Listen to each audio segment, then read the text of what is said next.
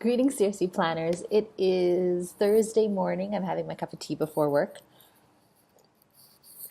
but I wanted to record a little bit before I headed off because I have a book I want to share with you, and I'm going to show it to you right now.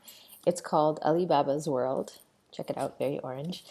And this is a book about the website slash company Alibaba, which, if you've not heard, before I read this, I'd kind of heard of the name, but I didn't really know what it was that much. And so you may be in the same boat. It may be a company that you haven't heard of, or I've heard of a little bit but don't really know what it is. So Alibaba is a Chinese company that is a business-to-business online wholesaler. So it's kind of like eBay, but for businesses. So businesses can find wholesale goods online. And this book is the story of how they came to be and how they kind of changed global business. That's what it says.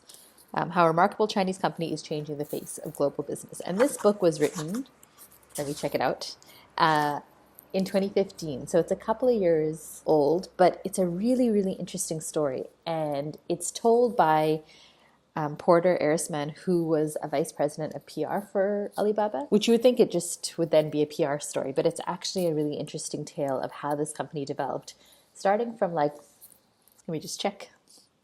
Yeah, so maybe around 2000, late 1990s is where this book starts with Porter entering the company. And then it really chronicles the journey of the company and his own journey with the company as well. Why this book is super interesting is it's not a Western company. So it's a story of how a Chinese company grew, how it had to battle with sort of Silicon Valley and battled with eBay and ultimately sort of conquered eBay in the space that it's in, how it battled with Yahoo, and how it became a publicly traded company. So very interesting business story. If you like the story Delivering Happiness, which is about Zappos, or you like Starbucked, which is about Starbucks, although Starbucked is more about Starbucks in the context of an industry, this book will be really interesting. Most interesting takeaway for me is kind of in the intro of the book, so say page 60, and it talks about when this company is growing really, really fast. They're hiring lots of people, and they're hiring people at a rate where it's unclear what everybody's doing, who everybody reports to, what everyone's reporting structure is, what the org chart looks like, and things are getting kind of out of hand. So they then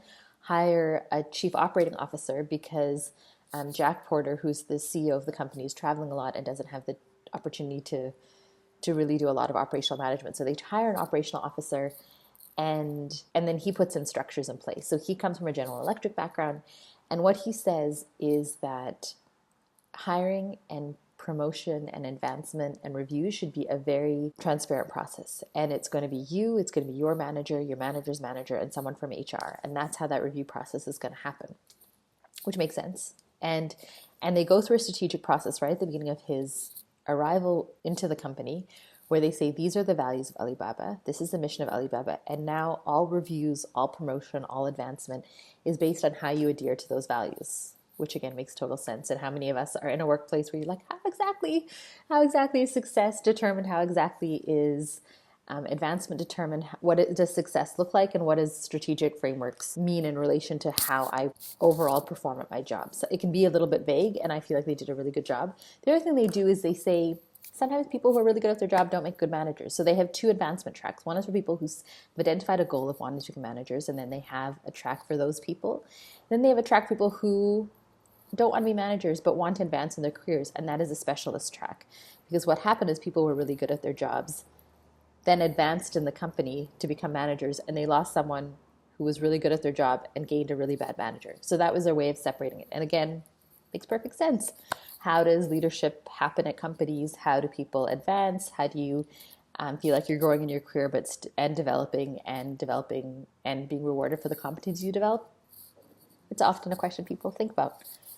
This made a lot of sense to me. So that for me was an amazing takeaway about what the value of strategic exercises are, what the value of really clear review processes are, and how you create advancement tracks in companies that are clear and specific and make sense to everyone involved.